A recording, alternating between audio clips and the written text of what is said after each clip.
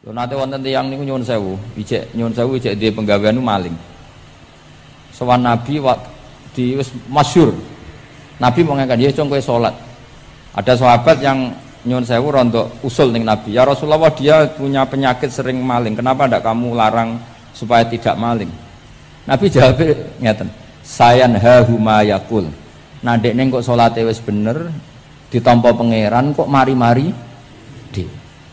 Itu termasuk yang diperkuat oleh ceritanya Habib Zain bin Semit dalam kitab Al-Manhajus Sawi. Ada orang preman agak suka malak orang gitu. Tapi nak sholat tenan. Tapi ya malak. Jadi contohnya ya kayak karo usah takok. Ya fase ku macam-macam, preman ono ngegeng delok wong wedok ono delok dangdutan terus ono macam-macam. Tapi nak sholat khusyuk. Ada seorang wali yang mangkele iku gunane apa kowe sholat wong ijek fasik. Jawab orang tadi, sama siapal kalimatnya yang diceritakan Habib Zain. Ada'u lisulhi maudian. Saya tetap ingin ada alasan saya berdamai dengan Allah. Jadi aku nak pas maksiat itu kan hubungan saya dengan Allah kurang baik. Maka saya tetap akan menjaga 1-2 perilaku saya yang saya menjaga perdamaian dengan Allah. Istilahnya dalam bahasa Arab ada'u lisulhi maudian. Saya tetap punya sisi musolahah berdamai dengan Allah. Sehingga suatu saat mungkin Allah sang pas ridho, sholatnya dia makbulah, kemudian dia jadi wali. Makanya kita ini nggak pernah tahu Allah ridho pas kita apa, juga nggak pernah tahu Allah benci pas kita apa. Sehingga raiso sampean muni apa gunane kaji nek ijek kelakuane ngono, apa gunane ngaji Minhajut Thalibin iki ora usah ngono. Saya pas sampean ngaji, pas ra paham, terus ridho mek kodok kodar. Wah diridani pangeran, wong kondang tenan, wong ra paham kok ridho mek kodok kodar. Sing paham ujug, wong goblok kabeh sing pinter aku tok. Waduh, nyoro lah kula nang. Jadi kita tidak pernah tahu Allah itu meletakkan ridhonya di mana, meletakkan sukhtunya di mana. Wonten orang Hawariyin dalam cerita Ihya. Orang Hawariyin itu orang-orang hebat, wali-walinya Allah, pengikut Nabi Isa. Ono preman liwat. Si preman ini spontan melihat orang-orang soleh itu tertarik, langsung ikut gabung. Saya ulang lagi, langsung ikut. Si wali di antara Hawari ini ada yang risih. Aku terkenal wali kok jejer preman, risih dia. Maka si wali tadi mempercepat jalannya karena risih jejer nama preman. Sing preman dari awal memperlambat jalannya karena dia bilang misli saya seperti saya nggak layak berjejer dengan orang soleh. Intinya si preman menjaga kesopanan, si wali memelihara keangkuhan. Jadi si preman dari awal dia nggak sudah merendahkan jalannya karena nggak ingin sejajar. Si walinya tambah banter karena ingin nggak jejer. Allah saat itu juga menfirmankan ke Nabi Isa karena masih zaman nubuah, Isa liyas ta'nifa al amala. 2 orang ini memulai amal dari nol. Wali ini tak hapus semua amalnya, preman ini tak hapus semua dosanya, semuanya 0. Yang satu untuk barokahnya adab, yang satu untuk afatnya ujub. Jadi mulane dadi kiai koyo kula yo repot, nak ketemu fase kok repot. Ape kancanan kok diamuk sampean, rontok garis keras ngene iki. Gus kok kancanan wong fasik. Ape ra kancanan kok nang ujub. Mulane kula ora jelas ya perkara niku ngoten. Tak dudono. Kenapa Gus Bak sikape ra jelas? Ya bawaane wong alim ora jelas, bocah kok kandhane angel. Dadi bawaane wong alim ora jelas. Tapi ora jelas e wau karena ape kancanan wong fasik. Engko kancanan wong fasik kok dadi syariat ya ndak mungkin. Sok suci ya ora makanya didawakan Allah laisa laka minal amri syai'un au yatuba alaihim au ya'dzib. Jadi wong fasik potensi ini di sepuro pangeran tapi ya potensi disiksa pangeran. Nah ndelok potensi di sepuro kita oleh ngancani, nah ndelok potensi disiksa kita ora oleh. Masalahnya kita ndak tahu. Nggih, masalahnya kita ndak tahu. Delok tengene cerita-cerita wali. Wong sowan Sunan Bonang iku nggawa gula salam templek ra mesti dadi wali. Kali Jogo sing kenale lewat begal dadi wali. Kali Jogo kenal Sunan Bonang pertama iku mergo napa? Begal. Kenalane wae lewat begal. Tapi malah dadi wali.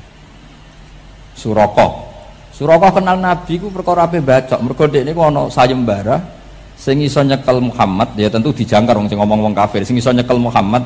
Mulane dadi kiai ku bingung. Nak nyeritakno tarikh kok nyebut Rasulullah kan gak mungkin wong kafir kok kayak sayembara sing nyekel Rasulullah sallallahu alaihi wasallam dikei hadiah. Ya mosok wong kafir kok sayembarane muni apa? Sing nyekel Rasulullah sallallahu alaihi wasallam tak kei hadiah. Sing bacok Muhammad Rasulullah sallallahu alaihi wasallam tak kei hadiah kan mboten mungkin wong kafir kok muni ngono. Sing kiai sing bingung sing nyeritakno kiai apa muni? Sing nyekel Muhammad tak kei dhuwit. Muni Muhammad kan kadung ra kulino wong. Cara sampean dadi kiai ya milih ndi? Nyeritakno omongane wong kafir. Milih. Mulane kula kadang kiai ora di pilihan bahasa. Mergo mulane Imam Suyuti sopan-sopane wong, tapi namune Iqra ya Muhammad. Mergo iku satu-satunya kesempatan jangkar Kanjeng Nabi. Kan sing dawuh Allah Iqra. Lah mesti Iqra ya Muhammad. Mergo Allah sing dawuh ning Kanjeng. Tapi nak kita ning Kanjeng Nabi kan gak mungkin muni ya Muhammad. Sekamane ana sayembara. Sapa sing iso nyekel Muhammad tak kei unta 100. Suraka tertarik ikut. Tapi barokah iku, barokah kesalahan itu malah roh mukjizat Rasulullah sallallahu alaihi wasallam. Ketika pe baca napa? Ambil sampai ping 3. Iki awale salah niate yo salah, tapi pangeran ngersakno untuk hidayah. Barokah salah iku roh mukjizat Rasulullah sallallahu alaihi wasallam. Ya seraro, dunia itu raro. Ono wong soleh sak labah, amen jamaah sampai diarani hamamatul masjid. Tapi ceritanya seperti itu akhirnya. Semalanya dongo ya muqallibal qulub tsabbit qalbi ala dini. Kita tidak pernah tahu. Ya sudah seperti itu. Paham ya? Tapi ya kita tentu ngikuti syariat wa kullun muyassarun lima khuliqalah. Nah, kenapa itu satu keharusan begini logikanya? Selagi Nabi jadi Nabi itu 23 tahun. Itu yang menyokong beliau jadi Nabi itu orang Nasrani dan orang Yahudi. Karena itu satu-satunya perangkat yang harus dipakai. NU belum ada, sama nggak usah GR bela Nabi. NU pas itu belum ada. Maulid Nabi itu yang kangelan itu Abu Lahab, bukan pengurus NU. Sampai sekarang dalil Maulid itu masih pakai Abu Lahab. Jadi ini ya NU itu masuk organisasi yang luar biasa. Abu Lahab itu jadi dalil. Jadi Abu Lahab dengar kalau iparnya Abu Lahab itu iparnya Aminah, iparnya Sayyidah siapa? Dengar Aminah lahir nggak punya suami, saking senengnya candalemnya beliau namanya Suwaibah itu dimerdekakan. Ya setidaknya untuk hari Senin tak sebut beliau karena pas sholat. Nanti Selasa Rabu dan itu dimerdekakan.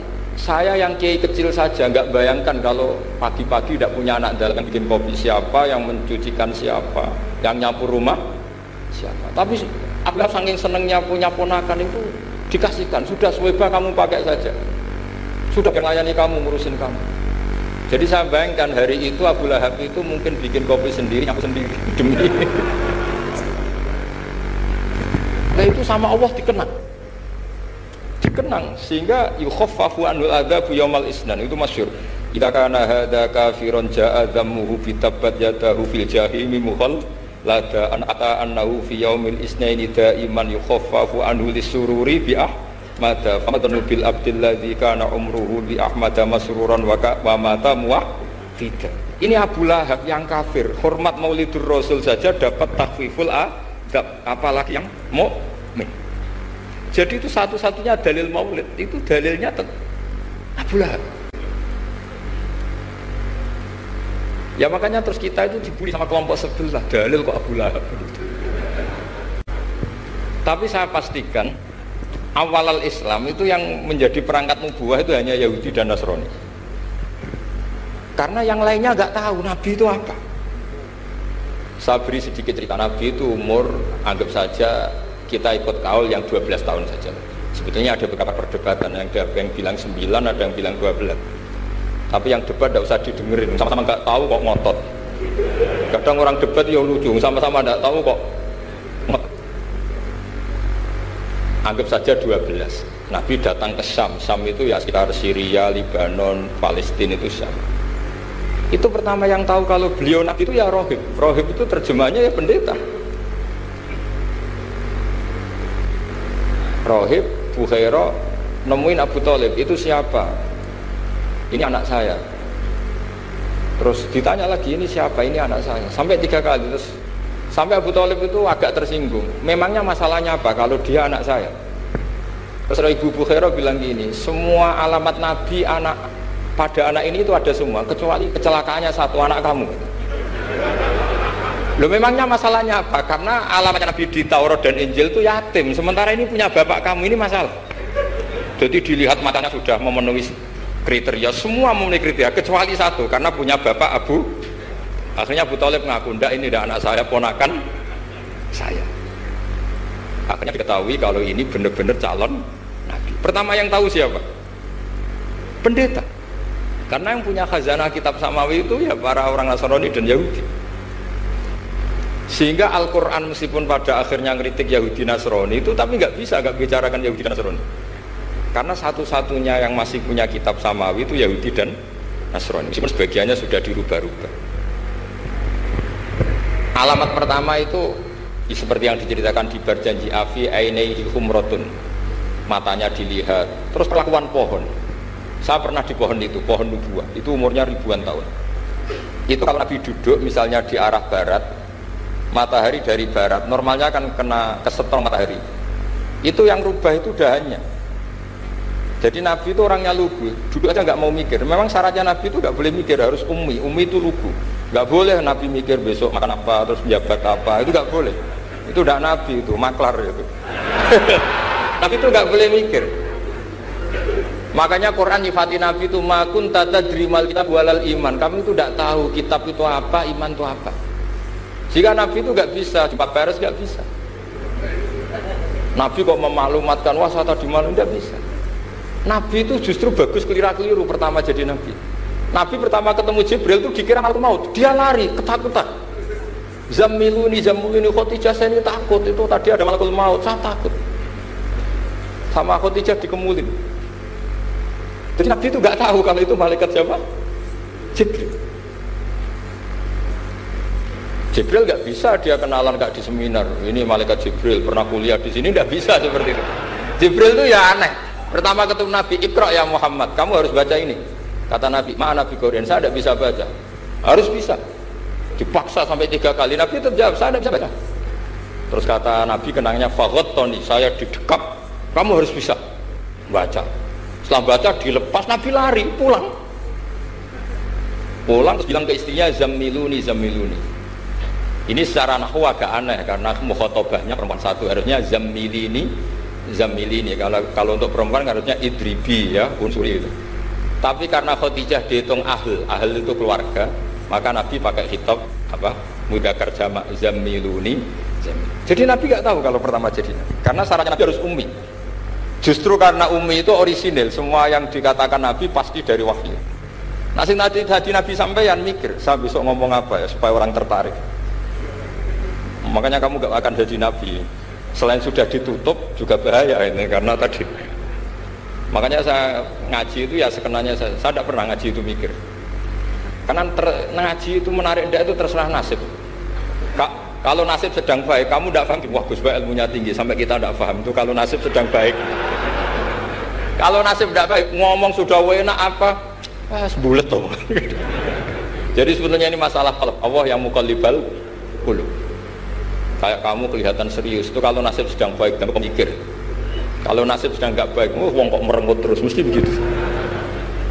Kalau kamu nasib baik, sering guyon, mesti orang komentarnya alhamdulillah itu ceria, gampang syukur. Kalau nasib nggak baik, kiai kok guya-guyu, jelas kan gitu.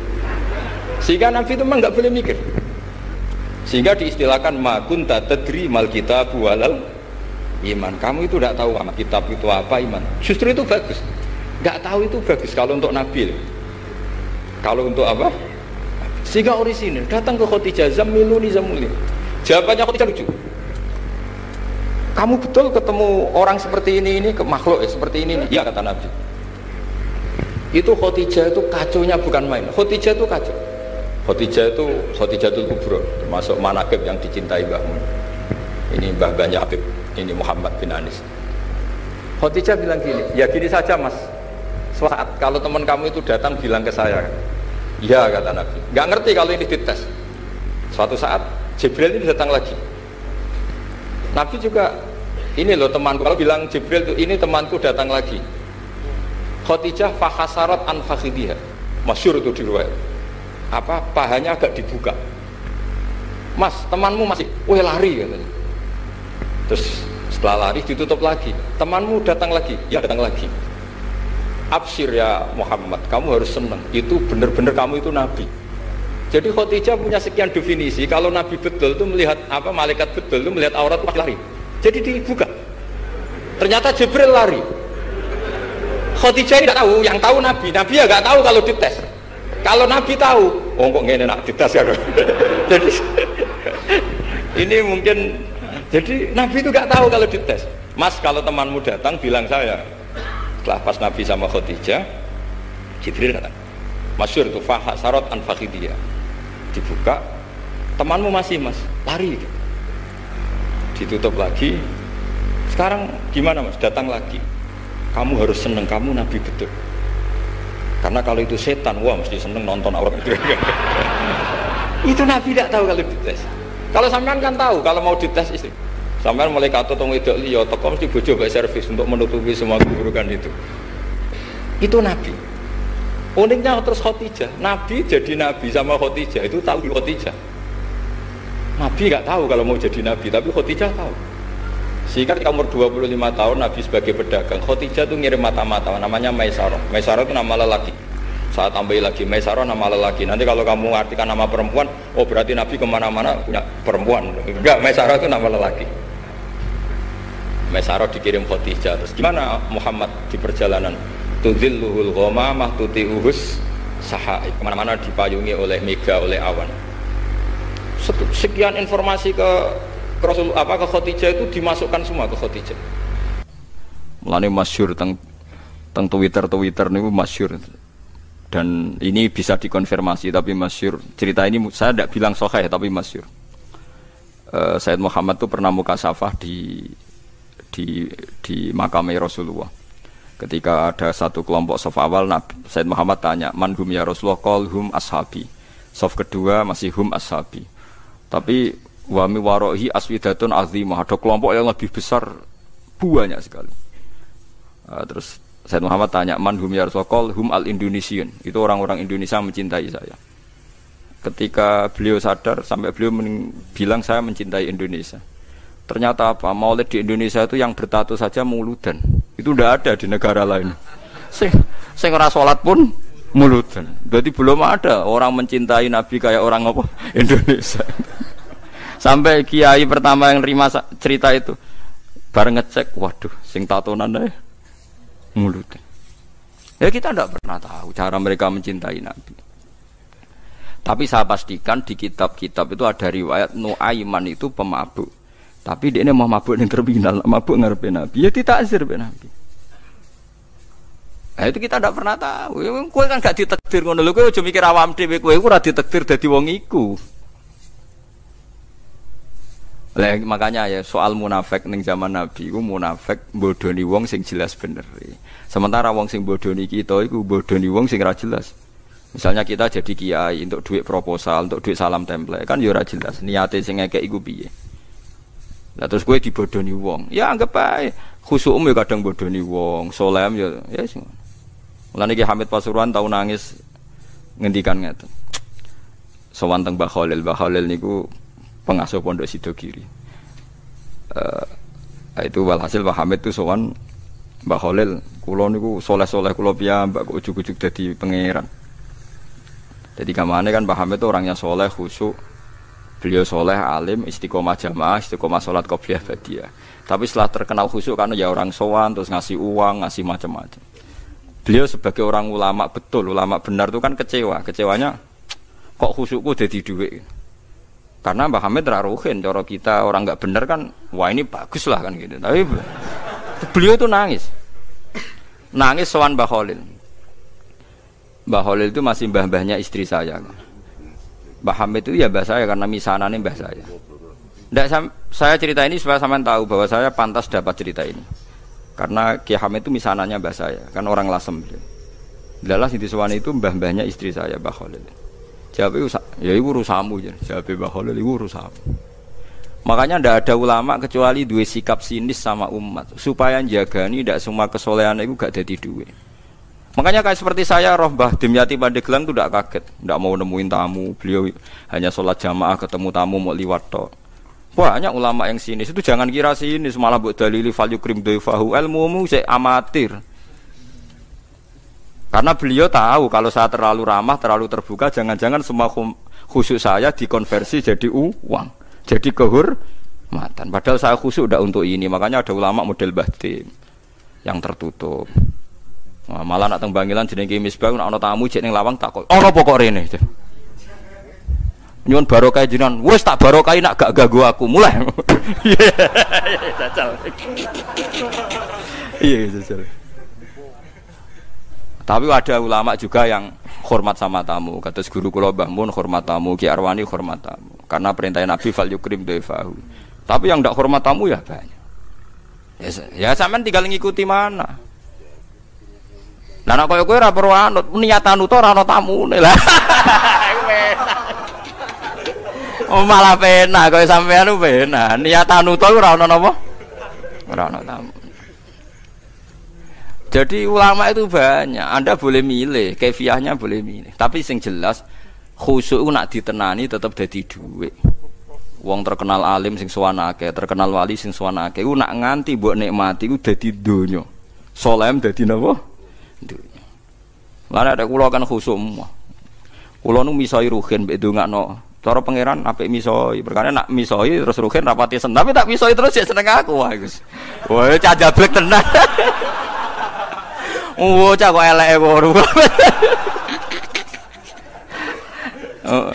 Oh, zaman kula kos teng kota gedhe angger sore baturi kula tak usir. Kan mulai sakke bojo. Mun mboten arep-arep kula kesel.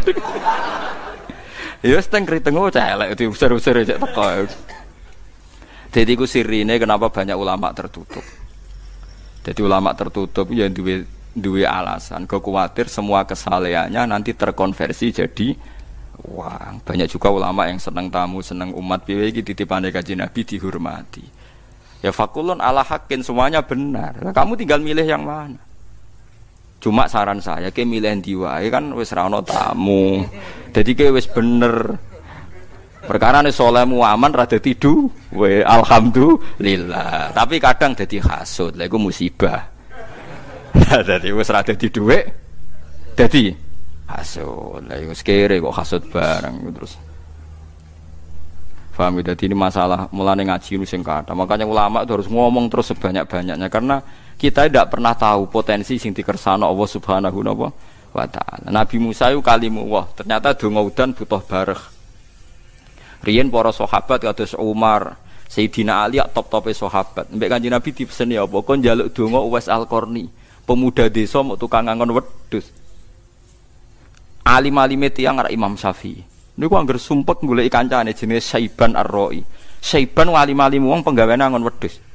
Imam Syafi'i dadi qadhi, dihormati mbek raja, ahli fikih formal. Mulya uripe Imam Syafi'i. Tapi nak sumpek goleki Saiban Ar-Ra'i. Mergo angger kabeh kiai kok duwe dhuwit mulya, kok wong mikir, wajar ke tenanan mulang. Lah apa-apa terjamin. Tapi nak kiai melarat kabeh, ya repot. Mandi men seneng sholat, lah iso buka toko nyerah harus sisi buka. Artinya sama-sama bisa disalahkan. Engko nak kiai sugih ayam mulang jare mergo duwe dhuwit. Kiai melarat sregep mulang ya pancen ra ono buka toko nyerah duwe. Sama-sama bisa digugat. Makanya Allah bikin nabi macam-macam. Ono sing Nabi Sulaiman sugih blegedu. Ono nabi melarat gudiken, nabi sinten sapa? Ayo. Nabi Nuruhen. Wah apal ya, bangsa Nabi melarat-melarat itu apal. Kelirune dekne Nabi Ayub pada akhirnya akan kaya. Lah dekne ra iso niru sing pada akhirnya iku. Saiban Ar-Ra'i niku alim-alime tiyang niku Imam Syafi'i ketika tanya jawab sama Saiban Ar-Ra'i itu sampai muridnya itu tersinggung. Saya baca ini di Ihya di beberapa kitab dan di Taqwiyah ketika saya ikut majelis muashalah Said Umar Hafid di Langitan. Itu beliau ketika cerita ini. Tapi cerita ini masyhur, bainal ulama memang masyhur. Itu Saiban Ar-Ra'i ditanya. Sampai muridnya Imam Syafi'i tersinggung, misluka tasalu hadzal badi. Alime jenengan kok takok wong bedui. Mergo mengene angon wedhus, ya wong kumuh. Bareng muridé ngerti dialek Imam Syafi'i, ditakoki Imam Syafi'i, cara kowe wedhusem wajib zakat ta ora? Padahal wedhuse mung 7 ya. Ala madzhabika am ala madzhabi ya. Cara madzhabmu ta madzhabku? Ala madzhabika. Ya nek cara madzhabku ya wajib. Aku diri wedhus sithik tak zakati, akeh tak zakati. Mergo donya mesti ana subhate. Apa ana subhat ngenteni nak akeh? Iku madzhabi fikih amatir. Lho ada zakat ngenteni wedhus 40 apa nak 5 gak subhat.